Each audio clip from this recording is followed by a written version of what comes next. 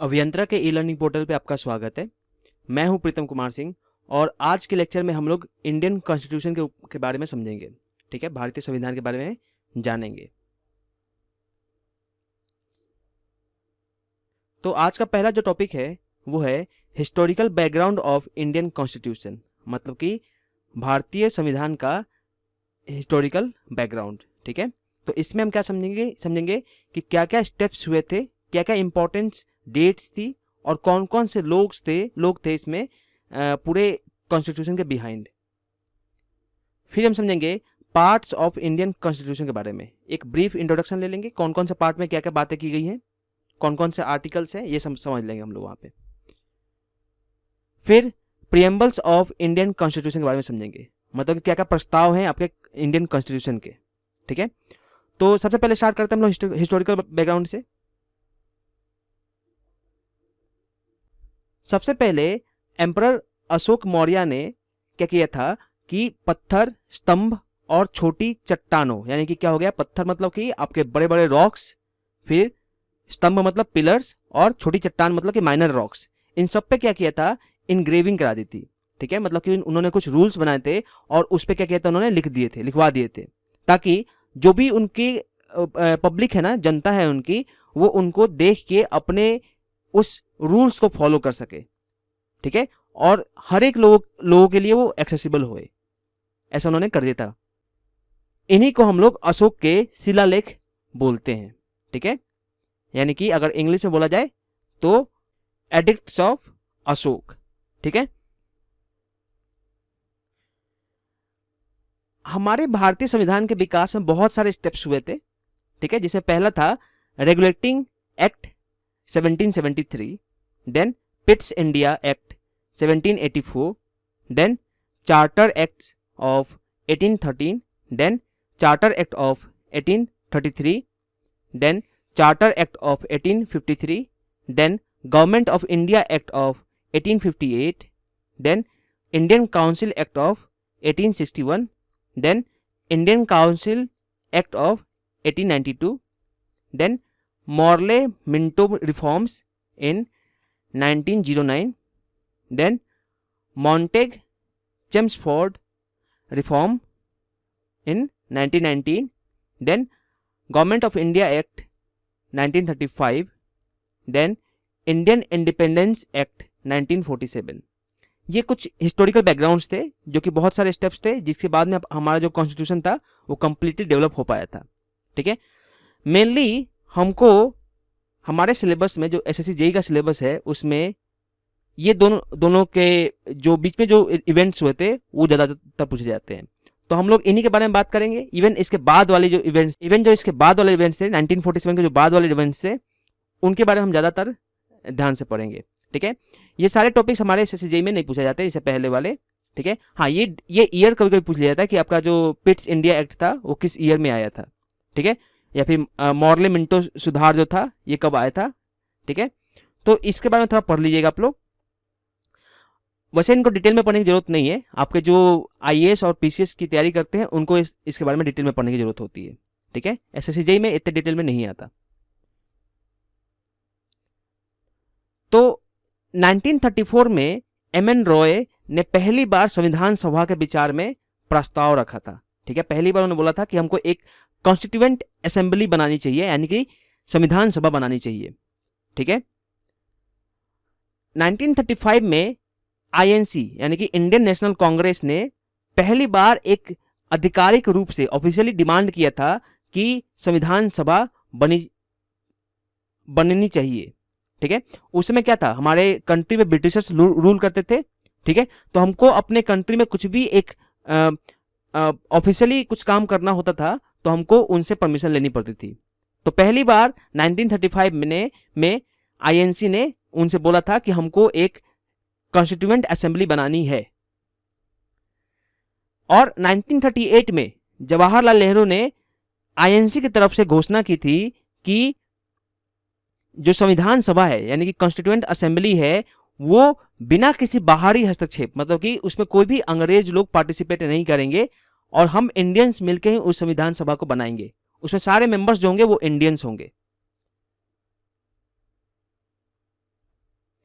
1940 में जो ब्रिटिश सरकार थी उन्होंने उसको एक सैद्धांतिक रूप से स्वीकार कर लिया था, ठीक है, जिसको अगस्त ऑफर के नाम से जाना जाता है, ठीक है। तो ये क्वेश्चन आता है कि अगस्त ऑफर क्या होता है, तो अगस्त ऑफर यही होता है कि 1940 में ब्रिटिश गवर्नमेंट ने जो कॉन्स्टिट्यूएंट असेंबली का जो प्रस्ताव था उसको स्वीकार किया था। दिसंबर 1946 में संविधान सभा की पहली जो बैठक थी वो आयोजित की गई थी, जिसमें 211 सदस्यों ने भाग लिया था। देखिए इसमें बहुत इंपॉर्टेंट बात आता है कि बहुत सारे लोग थे, 211 ही नहीं, बहुत सारे लोग थे, लेकिन हमारा जो इंडियन मुस्लिम लीग था, जो कि जिन्ना साहब उसमें उसको लीड कर रहे थे, ठीक है, तो वो लोग थे इसके अगेंस्ट थे। वो लोग क्या बोलते थे कि हमारे लिए एक अलग सी कंट्री हुए, पाकिस्तान की मांग कर रहे थे वो लोग। तो वो लोग क्या थे, हमारे जो इंडियन कॉन्स्टिट्यूशन था उसके अगेंस्ट थे, ठीक है। तो वो लोग, उन लोगों ने इसमें पार्टिसिपेट नहीं किया था, ठीक है। तो खाली 211 मेंबर्स ने उसमें पार्टिसिपेट किया था, जिसमें जो सबसे बड़े थे, सबसे बुजुर्ग थे, वो थे डॉक्टर सच्चिदानंद सिन्हा, ठीक है। और तो उनका क्या बनाया गया था, उनको विधानसभा का अध्यक्ष बनाया गया था, यानी कि प्रेसिडेंट ऑफ असेंबली बनाया गया था।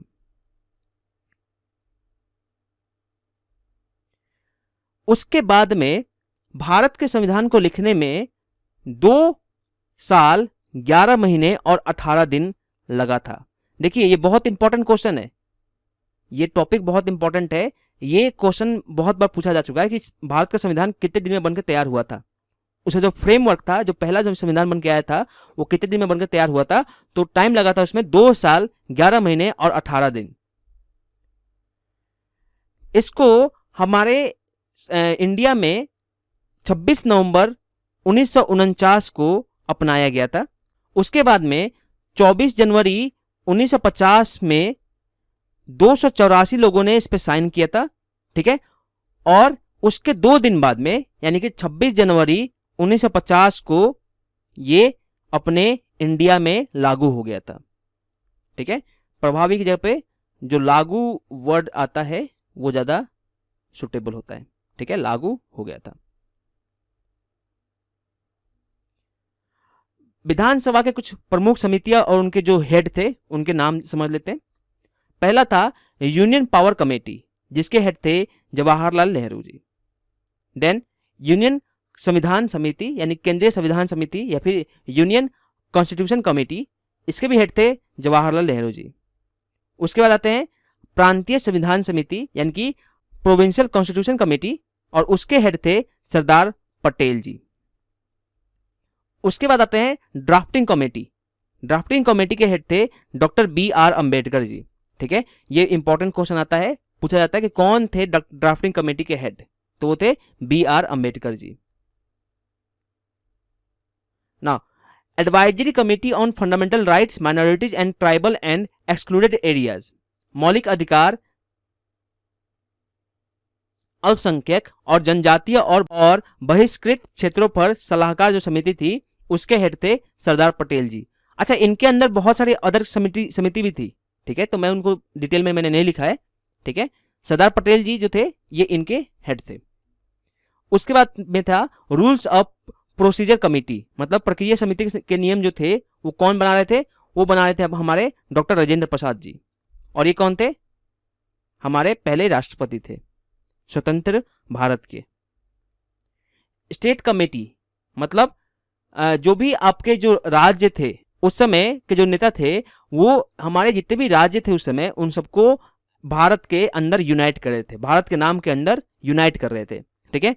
तो जो स्टेट कमेटी थे उसके हेड थे जवाहरलाल नेहरू जी।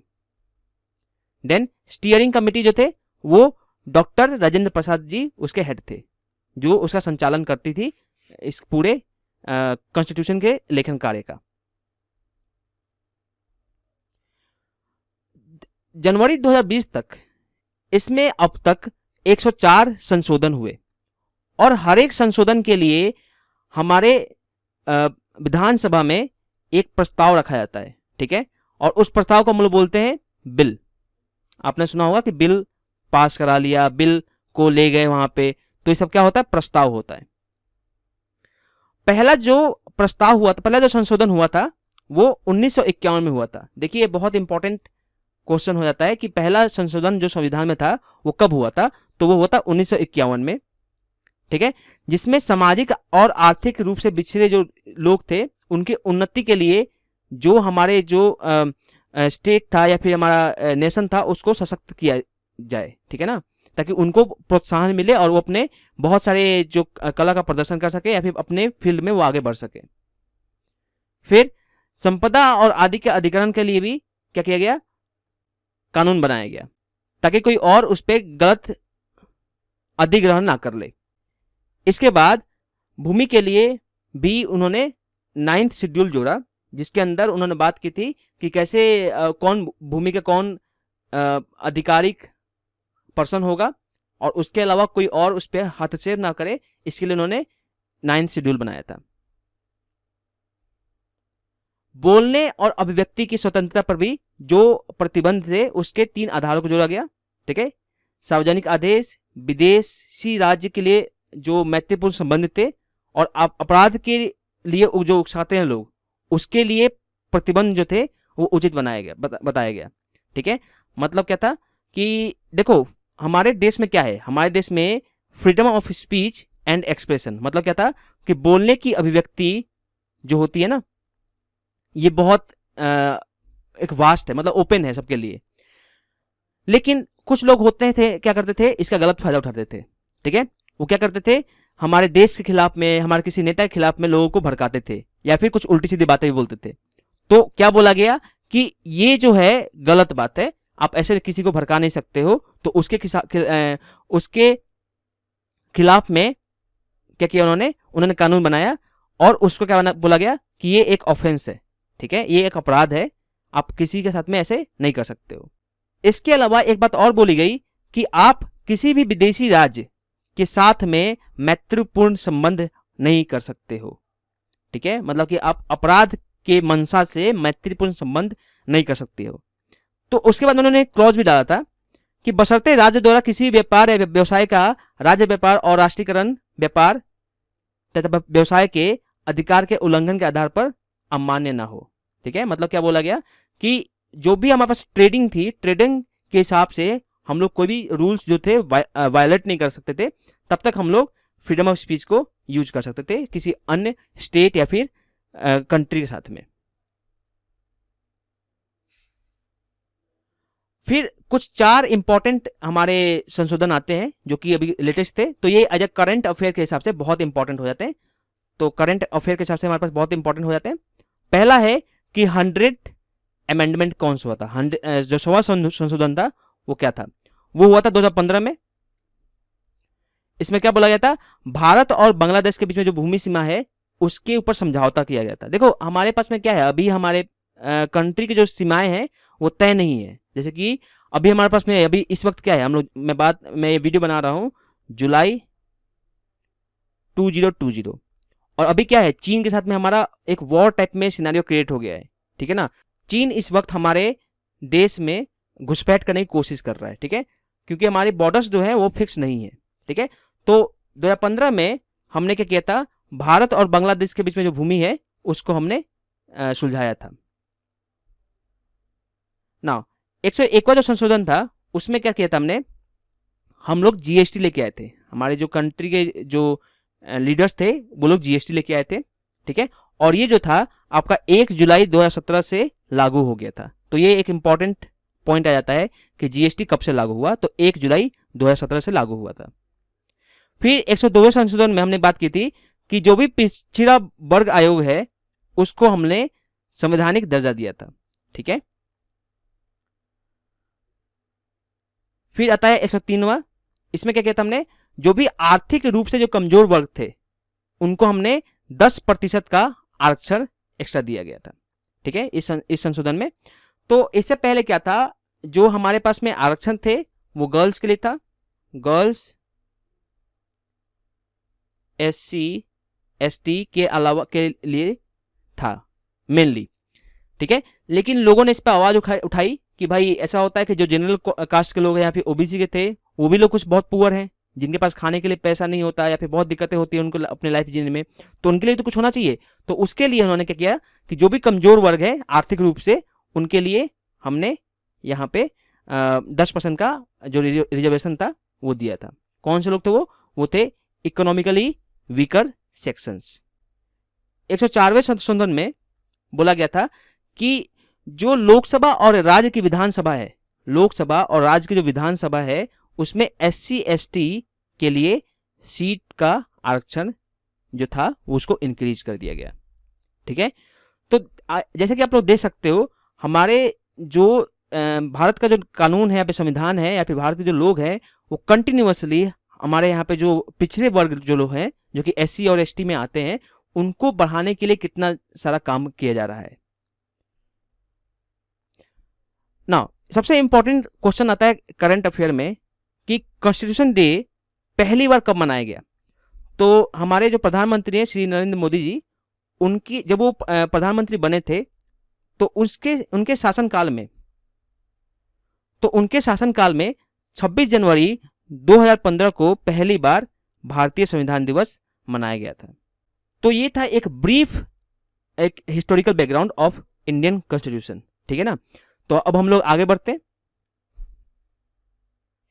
अगला टॉपिक है पार्ट्स ऑफ इंडियन कॉन्स्टिट्यूशन। देखिए, इसमें हमको हर एक पार्ट नहीं पढ़ना है, हमको पॉलिटी को डिटेल में नहीं पढ़ना है। अगर हम पॉलिटी डिटेल में पढ़ने बैठे तो कम से कम हमको 1 से 2 साल तक लग जाएगा। तो इसीलिए हम लोग पॉलिटी को डिटेल में नहीं पढ़ने वाले हैं, हम उतना ही पढ़ने वाले जितना इंपॉर्टेंट होता है। ठीक है, तो जैसे कि पार्ट 1 है, इसमें क्या बोला गया, इसमें बोला गया यूनियन एंड इट्स टेरिटरी। ठीक है, किसी भी जो यूनियन है और उसके टेरिटरी को कैसे फिक्स किया गया, मतलब क्या क्या उसकी सीमाएं होंगी वो इसमें बताया गया था, जिसमें आपके 1 से 4 तक आर्टिकल्स इंक्लूडेड थे। ठीक है, ये इंपॉर्टेंट है। पार्ट 2 आता है सिटीजनशिप के बारे में, हम ये भी पढ़ेंगे। पार्ट 3 आता है फंडामेंटल राइट्स, ये बहुत इंपॉर्टेंट है, इसको ना आप मोस्ट इंपॉर्टेंट मार्क कर लो। और ये जो है part 4 directive principles of state policy, ये दोनों, और ये पार्ट 4A, ये 3 हैं, ये 3 बहुत ज्यादा पूछे जाते हैं। ठीक है, पार्ट 5 में हम लोग बात किया था इन्होंने द यूनियंस के बारे में, और 6th में स्टेट्स के बारे में। 7th में states in B part of the first schedule. ठीक है, मतलब इसके बाद में रिपील्ड बाय 7th संशोधन के बारे में बाद में जो रिपील गया था। तो ये उतना इंपॉर्टेंट नहीं है, इतना इंपॉर्टेंट नहीं है। एंड यूनियन टेरिटरीज भी मतलब है इंपॉर्टेंट, बट उतना हम लोग इसको नहीं पढ़ेंगे। ठीक है, बट देख लेंगे इसको हम लोग। ठीक है, नेक्स्ट आता है पंचायत, ये इंपॉर्टेंट है। ठीक है, लेकिन हाँ ये भी इंपॉर्टेंट है। म्यूनिसिपैलिटीज, कोऑपरेटिव सोसाइटीज, ये क्या है, ये सारे इंपॉर्टेंट है, इससे क्वेश्चन पूछे जाते हैं। फिर शेड्यूल्ड एंड ट्राइबल एरियाज, इससे भी क्वेश्चन आते हैं।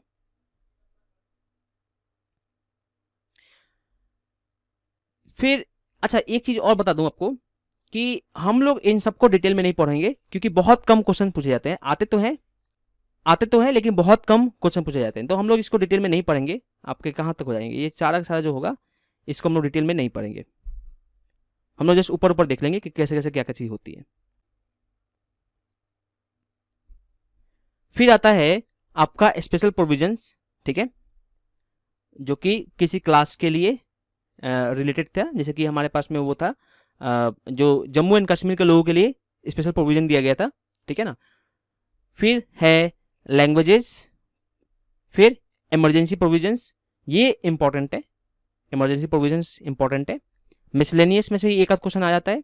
फिर ये जो है इसमें अमेंडमेंट ऑफ कॉन्स्टिट्यूशन, ये temporary and transitional and special provisions, then short title, date and comment, date of commencement etcetera, ये उतना नहीं आता है। ठीक है, लेकिन ये जो है ये इसमें इंपॉर्टेंट है। ठीक है, तो ये थे एक ब्रीफ इंट्रोडक्शन अबाउट पार्ट्स, हम लोग इसके बारे में पढ़ेंगे आगे चल के। ठीक है, हम पूरी संविधान खत्म करेंगे, मतलब ऑलमोस्ट जितना भी इंपॉर्टेंट होता है हमारे SSC के लिए। तो हम लोग आगे बढ़ते हैं। अब आता है प्रियम्बल्स ऑफ इंडियन कॉन्स्टिट्यूशन। ठीक है, हमारे जो भारतीय संविधान के अंदर जो प्रस्ताव दिए गए थे वो कौन कौन से प्रस्ताव है। तो सबसे पहले समझते हैं हम लोग को प्रियम्बल्स होते क्या है। प्रियम्बल्स शब्द जो संविधान के प्रस्तावना को संदर्भित करता है, मतलब कि हमारे जो संविधान की जो प्रस्तावना है उसको बताता है। इसमें संविधान का सारांश या फिर सार है, जो पूरे 25 पार्ट्स हैं उन सबका सारांश जो है इसमें लिखा गया है। तो प्रस्तावना के जो घटक है, जो कंपोनेंट्स हैं, वो है पहला क्या कि source of authority of constitution. ये कौन है? भारत के संविधान के अधिकार का स्रोत कौन है? वो है भारत के लोग। दूसरा आता है कि भारतीय राज्य की प्रकृति कैसी है, मतलब ये जो है आपका ये संप्रभु, समाजवादी, धर्मनिरपेक्ष और लोकतांत्रिक तथा गणतंत्रात्मक राजनीति को बताता है। मतलब इसमें भारत के अलावा कोई और देश जो है वो कुछ भी हस्तक्षेप नहीं कर सकता, प्लस इसमें इसके जो लोग हैं वही इसके सरकार को चुनते हैं, प्लस इसमें सब लोग धर्मनिरपेक्ष की भांति रहते हैं, मतलब कि किसी में धर्म में यहाँ पे भेदभाव नहीं किया जाता। ठीक है, और भी बहुत सारी चीजें इन्होंने बताई है इसमें। फिर आता है संविधान का उद्देश्य, मतलब कि ऑब्जेक्टिव्स ऑफ कॉन्स्टिट्यूशन। यह न्याय, स्वतंत्रता, समानता और बंधुत्व के उद्देश्यों के रूप में निर्दिष्ट करता है। ठीक है, ये बताता है कि हमारे यहाँ पे, हमारे इंडिया में जो न्याय है, स्वतंत्रता है और समानता और बंधुत्व, भाईचारा जो है वो यहाँ पे है। फिर आता है डेट ऑफ अडॉप्शन, कब इसको हमने अपनाया था, तो वो था 26 नवंबर 1949। ये भी उस पर लिखा होता है। तो जो प्रियम्बल्स होते हैं वो कुछ ऐसे हैं, कुछ ऐसा है प्रियम्बल्स, मैंने आपको कल के लेक्चर में भी इसे दिखाया था। ठीक है, तो प्रियम्बल्स कुछ ऐसे हैं जिसमें संविधान का सार लिखा हुआ है। पार्ट्स ऑफ प्रियम्बल्स, प्रियम्बल का जो पार्ट है, जो मेन पार्ट है वो ये है। पहला आता है liberty, second democratic, then secular, then socialist, then sovereignty, then fraternity, then equality. तो पहले पार्ट से स्टार्ट करते हैं, लिबर्टी से। मतलब क्या होता है? स्वतंत्रता। संविधान प्रत्येक नागरिक को अनुच्छेद 19 से लेके 21, 21A और 22 के तहत कई स्वतंत्रताएं और स्वतंत्रता प्रदान करता है। ठीक है, यह बताया गया है कि नागरिकों पर उनकी स्वतंत्रता को विनियमित करने के लिए कोई अनुचित प्रतिबंध नहीं लगाया जा सकता। मतलब कि उनके ऊपर कोई भी अनैतिक, कोई भी अनरीजनेबल रेस्ट्रिक्शंस नहीं लगाया जा सकता। ठीक है, किसके अंदर? ये आर्टिकल 19 से लेकर 21 तक और 21A और 22 में ये लिखा गया है। सो पहला आता है right to freedom under article 19। इसमें क्या बोला गया है कि सबको फ्रीडम ऑफ स्पीच और एक्सप्रेशन दी जाती है, मतलब सबको बोलने की, अभिव्यक्ति की स्वतंत्रता दी जाती है। फिर राइट ऑफ फॉर्म एसोसिएशन, मतलब कि कोई भी संघ बनाने का अधिकार दिया जा सकता है, मतलब वो कोई भी अपना एक ग्रुप बना सकते हैं। ठीक है, राइट टू मूव फ्रीली, स्वतंत्र रूप से आगे बढ़ने का अधिकार है। Reside in any part of the country, देश के किसी भी हिस्से में आप जाकर रह सकते हो। The right to practise any profession, occupation और बिजनेस, आप किसी भी पेशे, व्यवसाय या फिर व्यवसाय का अभ्यास करने का आपको अधिकार मिलता है। आप कुछ भी चाहो कर सकते हो, नौकरी करना नौकरी करो, बिजनेस खोलना बिजनेस खोलो, या फिर कुछ नहीं करना तो कुछ मत करो। इस सबका अधिकार आपको दिया जाता है। फिर आता है डेमोक्रेटिक, लोकतंत्रात्मक। इसमें क्या बोला गया कि सरकार की जो लोकतांत्रिक प्रणाली है कुछ बुनियादी सिद्धांतों के अनुसार चलती है। ठीक है, मतलब कि कोई भी डेमोक्रेटिक जो सिस्टम होता है उसको रन करने के लिए, जो गवर्नमेंट का जो सिस्टम है उसको रन करने के लिए कुछ रूल्स बनाए गए, जिसको हम बोलते हैं rule of law, rule of law, या फिर बोलते हैं कानून के नियम। ठीक है, सरकार के लोकतांत्रिक रूप में, ठीक है, देश के लोग समान राजनीतिक अधिकारों का आनंद लेते हैं, चुनाव करते हैं और अपने जो लीडर्स हैं उनको चेंज करते हैं। मतलब कि जो भी हमारे कंट्री के लोग हैं वो खुद भी लीडर बन सकते हैं, चाहो तो वो लीडर बन सकते हैं या फिर वो खुद एक वोटर की तरह भी अपनी जिंदगी का यापन कर सकते हैं। ठीक है, मतलब क्या होता है कि उनके पास पूरा हक है कि वो राजनीतिक पार्टी में भी जा सकते हैं। तो आप लोगों ने देखा होगा कि बहुत सारे लोग ऐसे हैं जिनका एजुकेशन ज़्यादा अच्छा नहीं रहा था, ठीक है, एजुकेशनल बैकग्राउंड उतना अच्छा नहीं है, लेकिन वो बहुत अच्छे अच्छे नेता है, ठीक है। तो ऐसे भी लोग हैं, ठीक है ना। तो यहाँ पे क्या है, चाहे आप पढ़े लिखे हो या पढ़े लिखे नहीं हो, आप ना मंत्री के पद पर तक जा सकते हो। आप किस फैमिली से बिलोंग करते हो ये भी मैटर नहीं करता, आप गरीब हो अमीर हो कुछ भी हो, आप मंत्री के पद तक या फिर किसी भी पद तक तुम यहाँ पे इंडिया में जा सकते हो, ठीक है ना। आप अपने नेता को चूज कर सकते हो, ठीक है। और अगर मान लो कि उन्होंने आपका काम नहीं किया सही से, तो आप उनको ब्लेम भी कर सकते हो कि हाँ इन्होंने मेरा काम नहीं किया है, ठीक है। तो आपसे कोई भी कुछ नहीं बोलेगा। फिर आता है सेक्युलर, धर्मनिरपेक्ष। भारत जो होता है एक भारत एक धर्मनिरपेक्ष यानी कि सेक्युलर कंट्री है। मतलब यहां पे जो गवर्नमेंट है उसका कोई भी आधिकारिक धर्म नहीं है, कोई भी आपका ऑफिशियल रिलीजन नहीं है, ठीक है। और जो सरकार है वो हर एक धर्मों को समान भाव से देखती है। जैसे कि आपका जो बहुत सारी कंट्री है इस्लामिक कंट्री है, लाइक पाकिस्तान। पाकिस्तान क्या है, एक इस्लामिक कंट्री है, जहां पे क्या है कि इस्लाम जो है वो उस पूरे कंट्री का एक धर्म है। मतलब वहां पे जो मेजोरिटी ऑफ पीपल जो रहते हैं वो इस्लाम कंट्री के हैं। और अगर कोई वहां पे धर्म अदर आता है तो उसको उस रिस्पेक्ट से नहीं देखा जाता, ठीक है। अभी आप लोगों ने बहुत सारे न्यूज़ सुने होंगे कि वहाँ पे हिंदुओं को या फिर अदर जो रिलीजन्स हैं, सिख हो गए ईसाई हो गए, इन सबको बहुत ज़्यादा प्रताड़ना सहनी पड़ती है, ठीक है। तो ऐसे ही क्या होता है आपके पास में, ये जो भारत है वो दुनिया का सबसे बड़ा धर्मनिरपेक्ष देश है, ठीक है। यहाँ पे सभी धर्मों को समभाव से देखा जाता है। इसके लिए आर्टिकल 25 to 28 तक लिखा गया था, ठीक है। अनुच्छेद 25 से 28 तक लिखा गया है कि प्रत्येक नागरिक के लिए धर्म की स्वतंत्रता का अधिकार प्रदान किया गया है। मतलब कि आप जो चाहो जिस धर्म में चाहो उसमें जाकर आप विलीन हो, उसको आप एक्सेप्ट कर सकते हो, ठीक है। आपको कोई भी रोकेगा नहीं। सांस्कृतिक और शैक्षिक अधिकार यानी कल्चरल एंड एजुकेशनल राइट, जिसके बारे में आर्टिकल 29 से लेकर 30 तक बात किया गया है, उसमें बोला गया है कि सभी माइनॉरिटीज धार्मिक या भाषाई जिनकी अपनी एक अलग लैंग्वेज है या फिर अलग लिपि है या फिर अलग संस्कृति है, वो खुद का एक कोई भी एजुकेशनल इंस्टीट्यूट खोल सकते हैं, ठीक है। मतलब क्या हो गया, अपना कोई भी शैक्षणिक संस्थान खोल सकते हैं, अपना खुद का एक स्क्रिप्चर बना सकते हैं या फिर खुद का एक कल्चर भी अलग से सेपरेट बना सकते हैं, कोई दिक्कत नहीं है, ठीक है। गवर्नमेंट जो होगी उसको समान रूप से देखेगी। ऐसे बहुत सारे नए नए हमारे यहाँ पे फेथ बनते रहते हैं। हमारे यहाँ पे बहुत सारे लोग डिफरेंट कल्चर को फॉलो करते हैं। आप हर एक ना अपने भारत के हर एक पार्ट में चले जाओ, इंडिया किसी पार्ट में चले जाओ, आपको अलग अलग प्रथा मिलेगी, अलग अलग वहाँ पे लोग अलग अलग तरह के अपने फंक्शन को सेलिब्रेट करते हैं, ठीक है। लेकिन इन सब के बाद में क्या है, हमारे यहाँ पे क्या है, यूनिटी है, ठीक है। इतनी विविधता के बाद में भी क्या है, यूनिटी है। फिर आता है सोवेरेनिटी, मतलब संप्रभुता।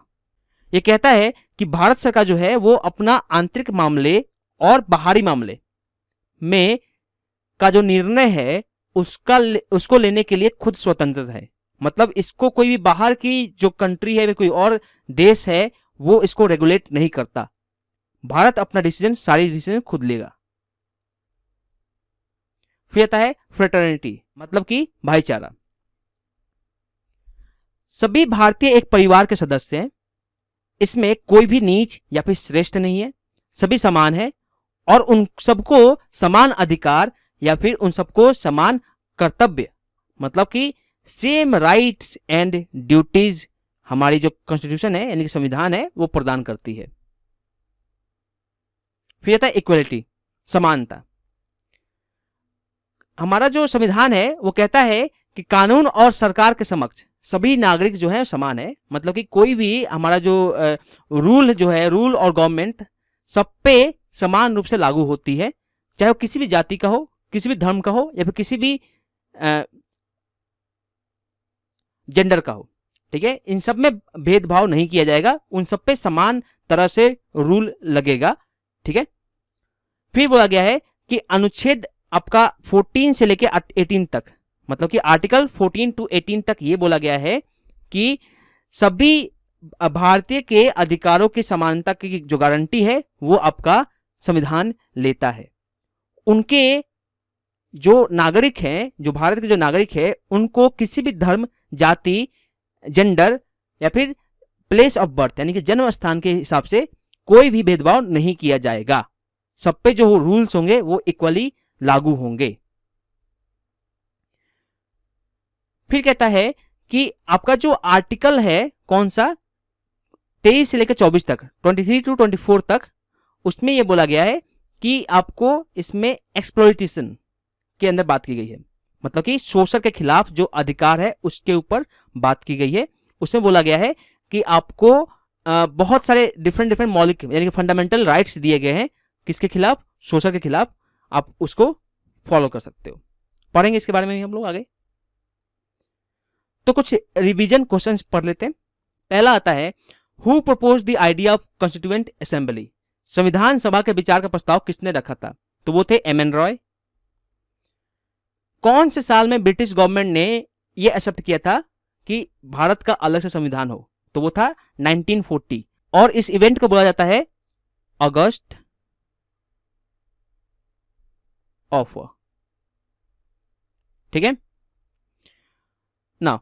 भारतीय संविधान सभा के पहले अध्यक्ष कौन थे, तो वो थे डॉक्टर सच्चिदानंद सिन्हा। कितना टाइम लगा था बनाने में इसको, तो वो लगा था 2 years 11 months and 18 days, यानी कि 2 साल 11 महीना और 18 दिन। भारतीय संविधान कब अपनाया गया था, यह अपनाया गया था 26 नवंबर 1949 को, और यह लागू हुआ था 26 जनवरी 1950 को। और कौन इसके प्रधान थे, इसके प्रधान थे डॉक्टर बी आर अंबेडकर। किसके, ये थे ड्राफ्टिंग कमेटी के प्रधान, यानी कि प्रारूपण समिति के प्रधान थे, ठीक है। पहला संशोधन जो हुआ था वो 1991 में हुआ था। फिर जीएसटी जो था वो 101वें में आया था, ये भी इंपॉर्टेंट है, ये सीए के हिसाब से करंट अफेयर के टर्म्स में आ जाता है। और कौन से भाग में, कौन से भाग के और किस लेख में आपका ये दिया गया है कि मौलिक कर्तव्य के बारे में बताया गया है, वो है आपका पार्ट 4 ए। पार्ट 4 ए में आपका फंडामेंटल ड्यूटीज के बारे में बताया गया है। किस आर्टिकल में फ्रीडम का उल्लेख किया गया है, तो वो है आर्टिकल 19। आर्टिकल 19 में आपका फ्रीडम के बारे में बताया गया है कि आपको किसी भी व्यक्ति को, इंडिया के व्यक्ति को कौन कौन सा फ्रीडम मिलेगा ना। किस आर्टिकल में right of freedom of religion, धर्म की स्वतंत्रता के अधिकार को मेंशन किया गया है, तो वो है आपका अनुच्छेद 25 से 28 तक, यानी कि आर्टिकल 25 टू 28 तक। तो इस लेक्चर में इतना ही, हम मिलते हैं अगले लेक्चर में।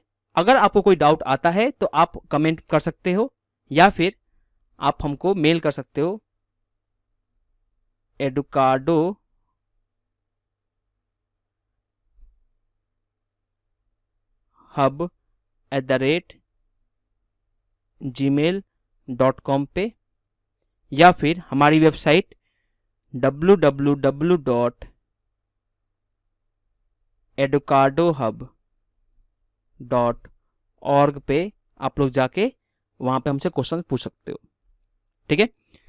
तो धन्यवाद, मिलते हैं हम लोग अगले लेक्चर में। और अगर आपको ये लेक्चर पसंद आया हो तो आप इसे कृपया करके शेयर कीजिए, सब्सक्राइब कीजिए हमारे चैनल को और लाइक कीजिए। इससे हमारा जो मोरल होता है टीम का वो बहुत ज़्यादा बढ़ता है, और हम लोग आगे से भी और इससे अच्छी वीडियोज़ को हम लोग लेके आ सकते हैं आपके लिए, ठीक है। आपका बहुत बहुत शुक्रिया, धन्यवाद।